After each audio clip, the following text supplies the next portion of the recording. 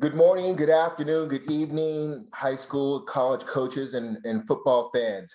My name is Coach Anthony Williams. I am the CEO of a company called Connected Athletics. We are based in Austin, Texas, and we are coming up with some new technology to allow student athletes, collegiate athletes, pro athletes, coaches, fans of football to share their story, to share their journey on why they love football and how it's going to help them in the next phase of their life. Before I get into our special guest tonight, I want to thank our sponsors. First sponsor, Buffalo Wild Wings. A good friend of mine, Brian Soltis, regional VP there, is also very passionate about helping student athletes. And so they have sponsored our podcast, and they have sponsored 4 high schools here in Texas to showcase their student athletes. So shout out to Buffalo Wild Wings. I also want to thank my friends up in Nebraska, Go Edit Graphics. If you are a high school or collegiate athletic program and you want to add some graphics that are personalized, customized to your school colors, with your mascot for any outbound communication, schedule changes, player profile, player of the week, anything like that, you might want to look up Go Edit Graphics. They do a great job of allowing you to customize graphics with your color scheme and your mascot to do more engaging outbound communication with your fan base. And then lastly, my friends out in Houston, Epic 24/7 is a new sports apparel company. My friend Stefan Johnson is the CEO. They do uniforms, they do 7-on-7 jerseys, they do a whole bunch of workout gear with a really creative style. So if you're a little tired of the same old apparel that's available at the stores, the outlets, you might want to go look up Epic 247. Epic stands for Every Play I Compete. So shout out to Stefan and his staff there at the company. With all that said, thank you to my sponsors. I got a very special guest on with us here on the Spotlight Podcast. We have talked about in the past. We want to showcase student athletes at the high school and college level, but we also want them to be able to connect and hear from other athletes who have gone through the high school to college, and in this case, a pro experience. Let me introduce you to somebody special to me, Aaron Williams. Aaron was born in San Jose, California, now lives here in Cedar Park, Texas. Went to school at McNeil High School, so he's a local kid. Ended up playing his ball and getting his education at University of Texas. Left early, was drafted in the 34th overall pick in the 2011 draft to the Buffalo Bills, had a great 6-year career, and is now looking at helping in the next generation of student athletes. Aaron, how are you doing this afternoon? Doing good. How about yourself, sir? I'm doing great. So if you guys haven't figured out the sarcasm, this is my firstborn, my oldest son. He is a tremendous young man that I'm very proud of and has had a tremendous experience in life. And I think his story will help a lot of student athletes who watch this podcast. So Aaron, let's just jump right in here. Obviously, you know what week it is. You know what time it is. It's 3:39, and I'll let the fans finish that sentence out. But Big Texas OU week, you went 2-1 in that game in your 3 games in Texas. Talk about from a player perspective, what are the players getting ready for in this big game on Saturday morning up in Dallas at the State Fair? Honestly, it's just get ready to represent Texas, and I don't mean just Austin, Texas. I mean all the state of Texas, and every Longhorn out there in the nation, around the world. This is the Super Bowl basically to us. One of the biggest rivalries in college football history. It's very prominent. We're very well known, and it's honestly just electrifying. Literally right after the week before the OU week, as soon as that game is over, I kid you not, OU hate week starts right there. Like as soon as that clock says 0-0-0 and we won and we moved on, that next day while we're watching film, it's straight up, we don't like OU. It's preparing yourself each and every day. You're taking a lot of things that you do that you normally wouldn't do during the season, more film, more conditioning, more of this, more of that. All that's amped up a little bit just because it's a lot at stake, especially now when we have a chance to take over Big 12 with this big win right here. I mean, this big win, we win this, all this momentum carries on to the next week and hopefully the week afterwards. So it's an extremely exciting game for not only the players, but it's just as exciting as for the fans. Not only that, they get to experience the State Fair, which is also cool as well. So it's a win-win. It's an electrifying event for everybody, and I'm excited for Saturday. You know, Aaron, people talk about Longhorn fans. You know, there's the A&M rivalry, and there's Texas Tech rivalry. Would you say that this game is by far the biggest rival for the University of Texas? I in my opinion, I think so. I would have said A&M if we were still playing A&M, Mm-hmm. but because they decided to not play the big brothers anymore, yeah, I would say the OU Texas game is definitely one of the biggest rivals, known to both the Sooner players and the Longhorn family. So, a lot's at stake. It breaks a lot of friendships, relationships, a lot of that. So, I'm excited to see what these guys bring.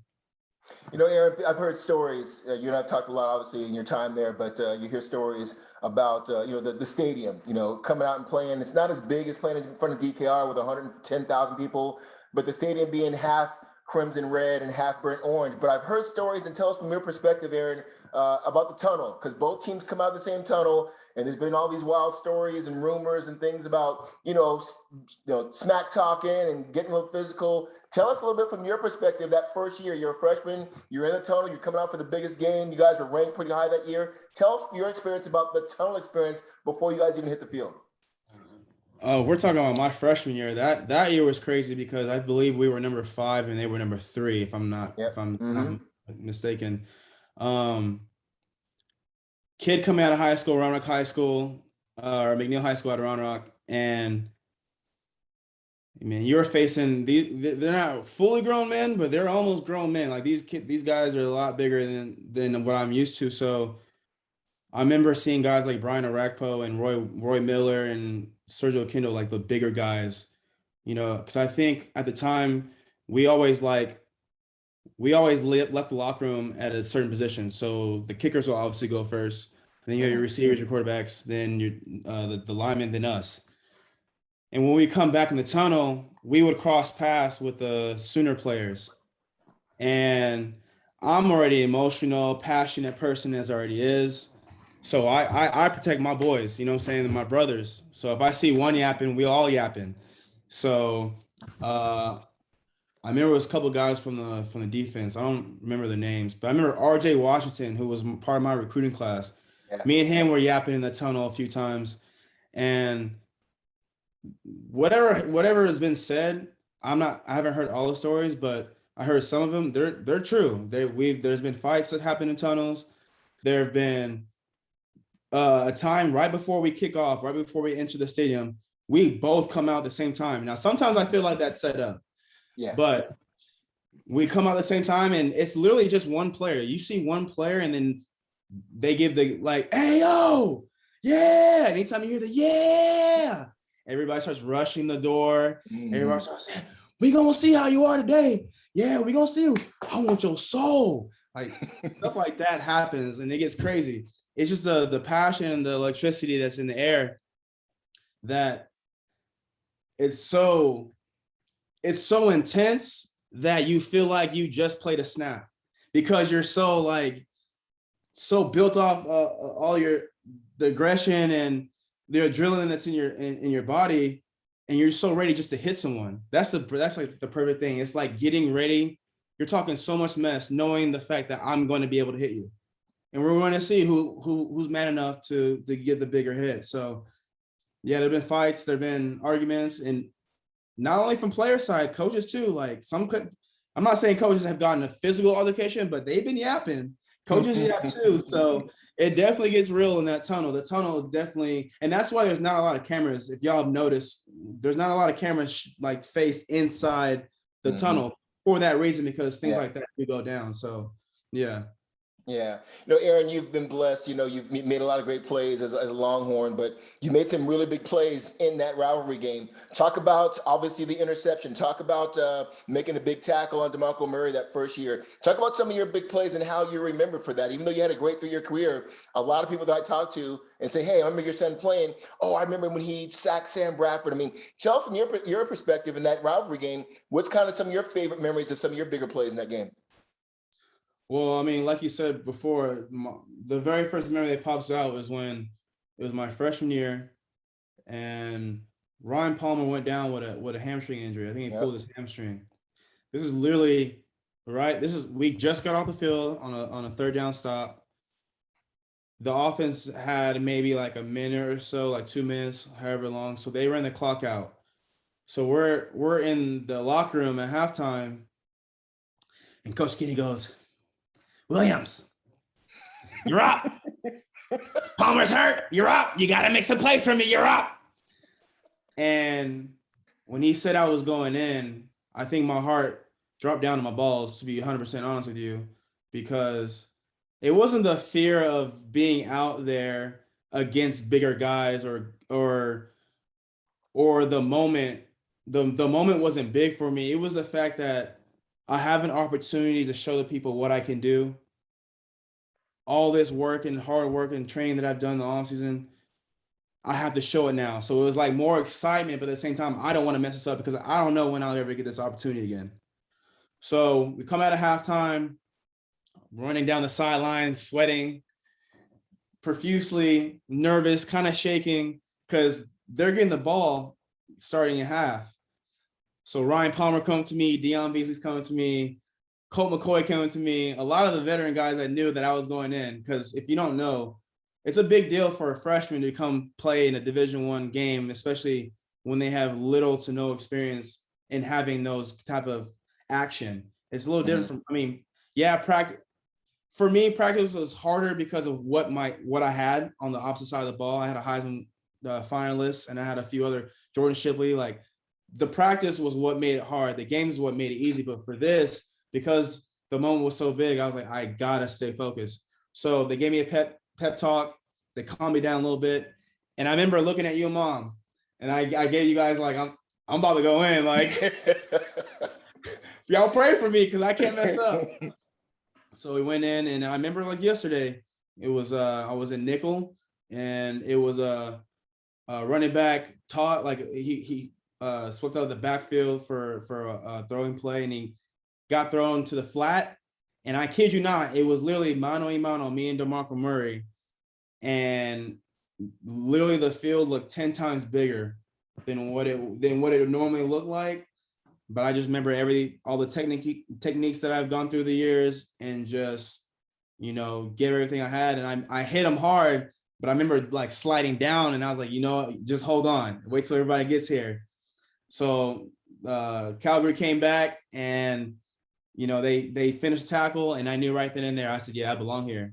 Like I knew right then and there, like if I'd have missed that play, my mindset definitely would have changed. I probably would have been questioning myself, like, that one bad play, even though bad plays happen, I feel like that right there was like a momentum starter. I was like, okay, I can really hang with these guys. I can really compete with not just get into Division I and say I made it, but literally compete with the top guys. And then from there on, we go from the DeMarco Murray tackle to next year to sacking Sam Bradford for a sack and hurting him. And, that's a big game changer, having them leave their Heisman Trophy quarterback to Landry, who hasn't had that many experience. So, and then picking it off after missing a tackle to Ryan Broyles for a touchdown.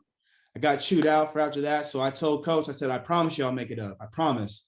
I don't know how I'm going to do it, but I promise to make it up. And then I say like 2 drives later, I made a pick. So that game really solidified to me that I have a chance to really not only be good in college, but I actually have a real chance to compete to the next level. Like if I'm dominating against guys like who are guys in OU and we're already spanking everybody else and they have no type of talent like we do, it opened my eyes like, oh snap, like I always picture this, but when it comes in like full face front, it's a different feeling. And it was exciting. That's actually perspective, Aaron. So real talk. So that game, your freshman year, your 4 or 5 games into your college career, you already thinking about like, hey, I'm playing against DeMarco Murray and saying these guys are going to be pros. I'm going to have a chance. You're already thinking that as a freshman 5 games in. Absolutely, because after the game, I had nothing but cameras and reporters and photographers coming to me, and I was like, wow, I'm getting attention. I'm wondering why. Usually people who are good get attention, and I'm like, okay, hold on. I know I'm good, but that really solidified it. It's just like, because everyone's watching. Yeah. And I don't mean like the fans that are watching at home. We're talking NFL scouts. Yeah. We're talking NFL head coaches, GMs, Yes. owners, like people pay attention. So Hmm. I knew right then and there, like I get chills thinking about it. Like, Yeah. yeah, like I knew right there, I was like, I have a chance to really take this further. Well, Aaron, another part of that story that you brought up, and kind of talking to the next generation of student athletes, these kids in high school right now. You mentioned, one of my favorite players who kind of mentored you, Ryan Palmer and Deion Beasley and Jordan Shipley. Talk about the importance of having those upperclassmen, Colt McCoy. Talk about that experience of how important it was to have those guys kind of mentor you as a freshman, and then how you turned around when you got to be an upperclassman, kind of mentor some of the young guys. How important was that to your development? I will say this. I will say that they not necessarily mentored me. I didn't like necessarily go up to them and say, "Hey, mentor me, like show me how to do." Right, right. To all kids that are listening right now, high school prospects and even college freshmen and sophomores in college, you don't have to go and ask the top guy or the most talented player or the top prospect, "Hey, teach me what you're doing." I mean, it's good to ask by all means. Now, whether they want to do it or not, that's up to them. To me, how to grasp knowledge is just being observant, being aware, being around those successful people. Because if you're around the successful people, you're going to see how things work. You're going to know how to prepare your body for each week. You're going to know how to prepare for film if you're around the right people and you're really dedicated to being great. So just by watching that, and then also those guys keeping everybody accountable. Mm-hmm. And it went from walk-ons to Colt McCoy to the top guys. Like if you miss workout on time, we were going to have an issue. Even if you were Jordan Shipley, we'll go to the Storm. And for those who don't know, the Storm is at UT. I don't know if they have it now, but back in the day when I was there, the Storm is like you and I are going to go in a room. We're going to solve our issues. We're going to handle like a man. Mm-hmm. And then after that, we're going to move on. But we need to it's the accountability. It's following the team, the mission, following what your role is and not doing anything out of the ordinary. It wasn't any guys that had egos. Literally everyone they knew their role. They knew what they were there for. And they were there to help others be better. There was no, "Oh, I'm a starter. I ain't got to worry about him because he ain't never going to get in." It wasn't like that because we all knew it's football. It's a dangerous sport. You're going to get hurt. So you learn from those guys, you pay attention, and you just it's like a sponge. You start it starts just melting in your brain, and then you start following, and then you realize oh, this stuff does work. Let me continue to do this. So yeah. So let's fast forward. Let's go now to your junior year. And you have the blessing, one of the few, there's not a lot of juniors that had the chance to come out of college early and go into the draft. Talk about that process that you went through. I know we went through it as a family, but what were you thinking that junior year? People were, "Hey, is Aaron going to go pro? Is he come back for senior year?" What was your mindset, and what was the final decision when you said, "Yep, I'm coming out early"? What were you thinking at that time? Well, for me, it's so weird because at the time, before I even got to UT, I had promised myself that I'm going to finish my 4-year career at UT. And the reason why I say that is when I was watching Vince Young and he had the opportunity to come back for his senior year and he never did, it upset me because I feel like we could have repeated it again. Right. I was being selfish. I'm thinking you're leaving us. That's right. What's wrong with you? But then when I actually got to the point where it hit me in the face and it's reality for me. First off, the conversation never happened, and you can contest to this. The conversation of me leaving early never happened until we put in a survey, or however you want to call it. Your draft report, yeah. Draft report, and it lets you know, it gives you an idea of where you kind of stand, kind of where in the mix of prospects you list in. And I told you and Mom, I said, I am not leaving unless that report says first round or second, but preferably first. If it says first, I'm definitely in. If it would have said second, third, I'd have I'm coming back. Right. I know I can get first, but it said first and second. So right there, I was like, okay, I got to continue to play. And I think towards the end, I think after the A&M game, I right then I was like, okay, yeah, I've had my time here. It's great. I can't pass up on opportunity to go for a first, second round. I don't know if I'll get that next year. Hell, I might get hurt week 2 and may never see it again. Right. So that's when it started hitting me. I was like, man, I remember I told myself I stay here 4 years, and I was like, you know what? I see why guys think the way they do now. Because at the end of the day, you have to look out for yourself. You have to. Nobody else is gonna look out for yourself but you. So we had a talk after the A&M game. I expressed my feelings to you guys. I said, I think I can do this. It wasn't a thing. I told you guys, I know I can do this. I know I'm a first rounder. I'm not gonna lie to you guys. I'm not coming back. And y'all said, all right. And then that's when we started getting ready to deal with all the agent stuff and warm up train. And it came fast though. Like as soon as the game ended, and I had a conversation with Coach Brown and let the whole staff know what the deal was, and they understood. And right after that, I'm telling you, like my life really changed overnight. And we went here to there, to meetings to there, to meeting this agent, to, you know, visiting, to then going to the draft. The whole draft process is ridiculous. Yeah. So, we'll get to that. Yeah, we'll get to that point. But let me ask you this, and I'm very thankful for people like Mac Brown, Dwayne Akina, Jeff Madden, Bobby Kennedy, Coach Rucker. Talk about the how that coaching staff made a difference in you as a player at Texas and how they prepared you for life as an NFL player. Talk about some of those relationships with those coaches. And I'm gonna shout out Coach Will Muschamp too, because he's definitely a huge part of that. They honestly just, man, those coaches, they really want their players to succeed. They really want them to go further on.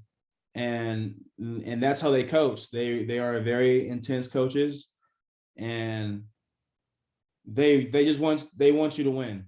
And I had conversations with all of them, and I asked them, do you guys think am I good enough to move on, or do I need to come back? And they all said, no, you're good enough. We would love for you to come back, but we understand, we get, but from a selfish standpoint, we would love for you to come back because you would be valuable to our team.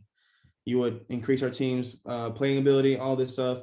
But at the same time, we know that you have an opportunity in front of you that you never know when you'll get again. So we talked about it, and they were very supportive of it. They weren't trying to like downgrade me by any means. They they really put everything in perspective of, it says this, but you may get dropped down to the 4th. Like things may happen.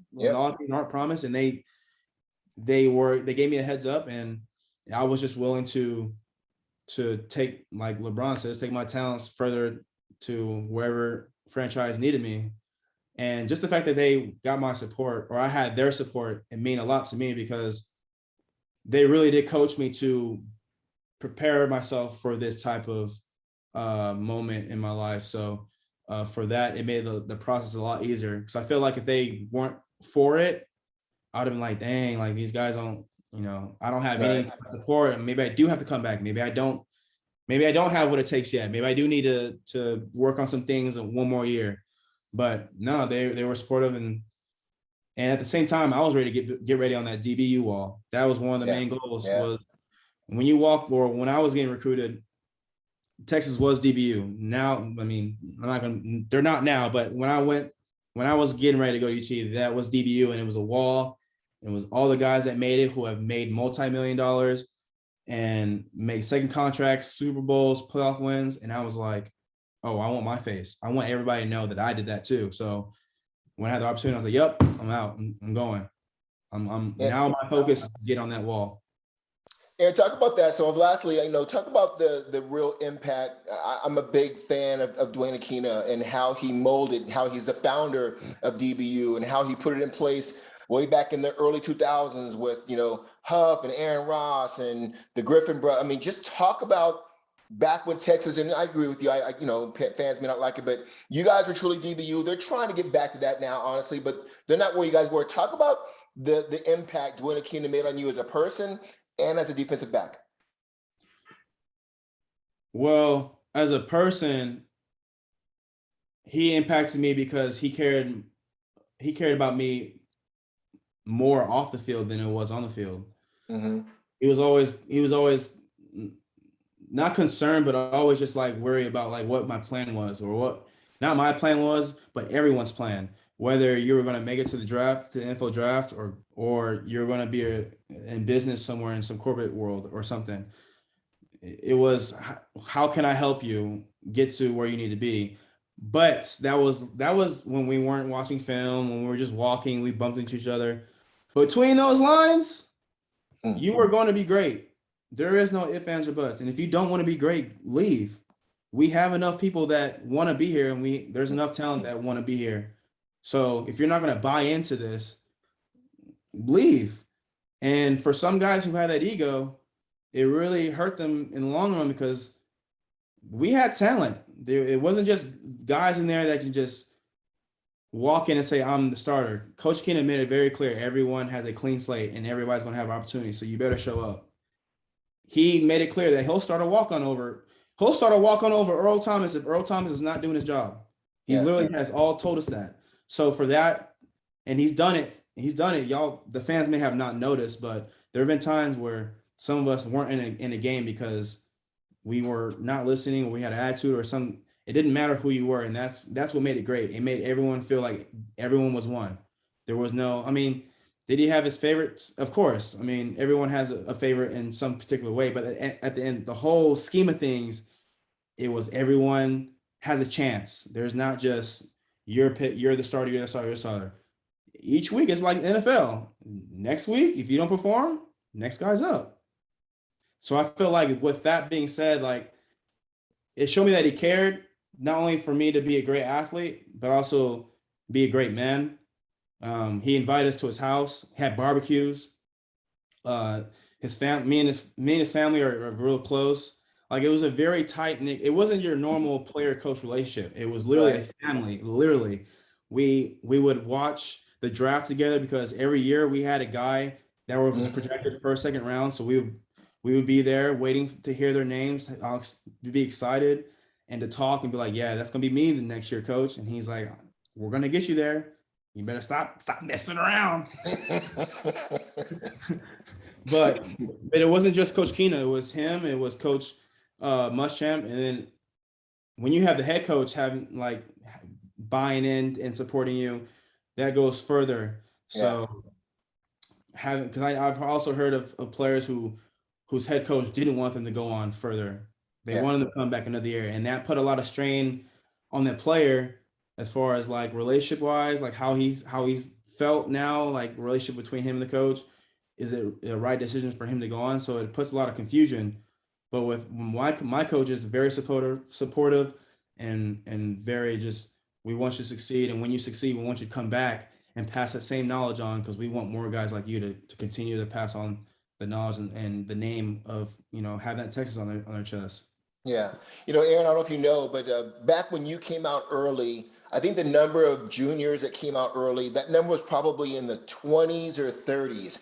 And that number has tremendously increased over the last 10 years. And now it's up to over, I think it's almost close to 200. And now you're seeing a lot of those guys are not getting drafted and they lost a year. What piece of advice would you give a college, well, I guess they'd be a junior now, who may have the chance after the season to come out about who they should listen to and don't get caught? What advice would you give them on making that decision to either stay or go into the draft? Be realistic with yourself. I'm not saying you're not a good player. I'm not saying you can't, but you have to be realistic. If you can put on your tape right now and say, "Look how good I am," and without even looking at your tape, and you can look at the guy and look at his reactions, then you have a chance. But if you're looking at the guy and he's like not having any reactions, or yourself that I'm probably not, I probably can't hang with guys at this level or this, and that's fine. That means you just have to work harder. Mm-hmm. Being a third, fourth round draft pick is a blessing. Don't get me wrong. Yeah. Yeah. But if you have an opportunity to be a first, second, why wouldn't you? Yeah, you're taking a gamble. I mean, you take a gamble every time you set them on the field. So, but if you have guys on the outside that are not really paying attention to your game and your best friends and your mom and your dad, they all love you. They're going to love you to death. They're always going to tell you you're great. You're the best one out there. But realistically, you need to open your eyes and listen to professionals, the guys that have been there, alumni that come back Ask questions. They'll tell you the truth. I mean, I've had plenty of guys at UT ask me, hey, like I've gotten this report. What do you think? And I'm totally honest with them because I don't want to sugarcoat nothing. Right.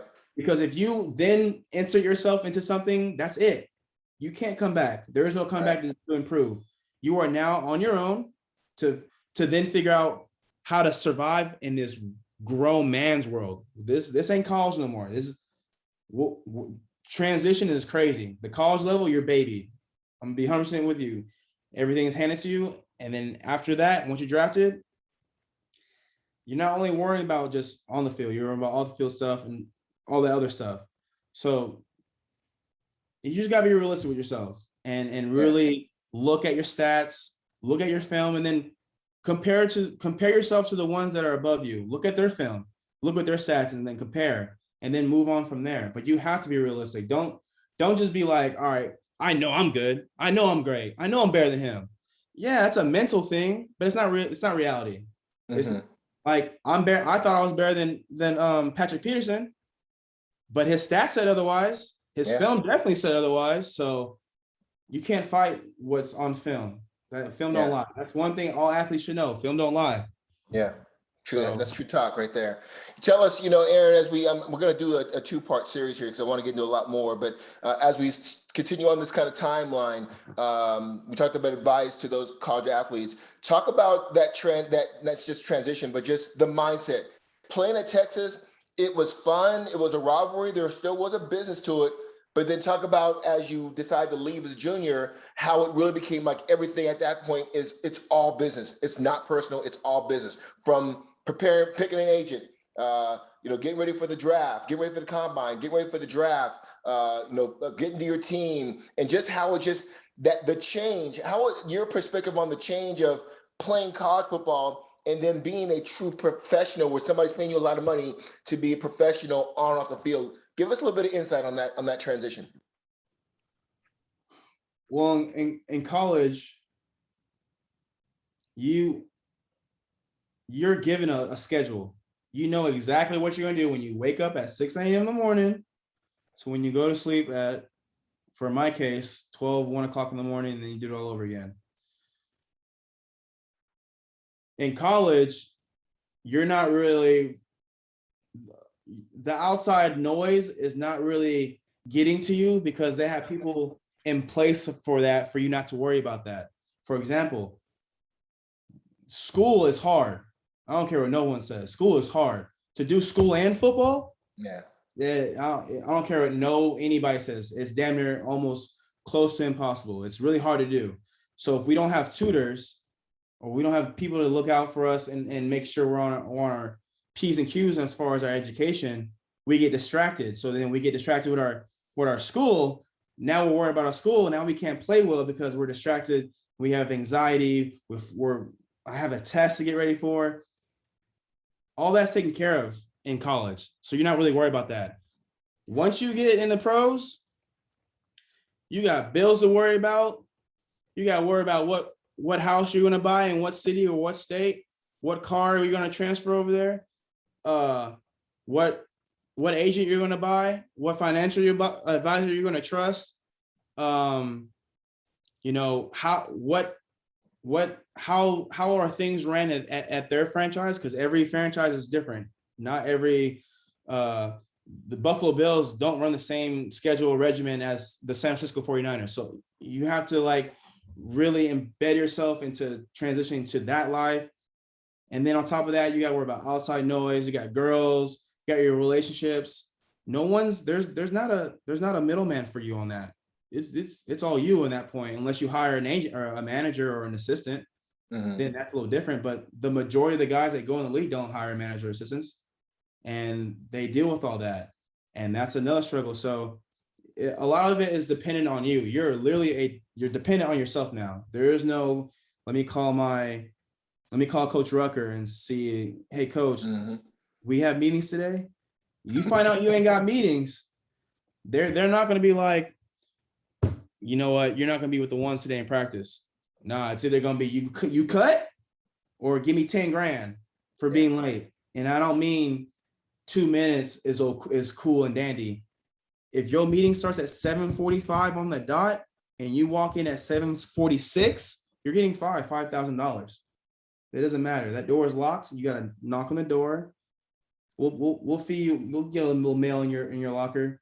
So a lot of things are more dependent on you than we're in college. You're definitely baby. You're preparing yourself to what is going to become if you get to that level. So everything you do in college is what you do in pros. It's just you're being kind of helped walked. They're holding your hand the whole way. And then you go through your 4-year experience of how you travel, how you do in the community, because in colleges they tell you to go to children's hospitals and you do a lot of community stuff. All that is preparing you for what you are going to do in the league, because you do still do community stuff. You still do, you have work parties that you have to learn how to network if you're trying to get somewhere. There's a lot of things that you are working on yourself, but if you pay attention in college, you're being prepared to how to handle that in the next level. So yeah, no, that's good stuff. Hey, we're gonna break right now, everybody. I appreciate you tuning in here. We're running up against the top of the hour here. We're gonna cut the recording, but we are gonna come back and do part 2 with former Texas Longhorn Aaron Williams and former Buffalo Bill, and we'll kind of talk the next part about his transition to Buffalo, his embracing Bills Mafia, and some of the things, some of his thoughts on the NFL and what these players should be thinking about as they go through the transitions after the NFL and back into life. Stay tuned. We'll be right back for part 2 of our interview with Aaron Williams.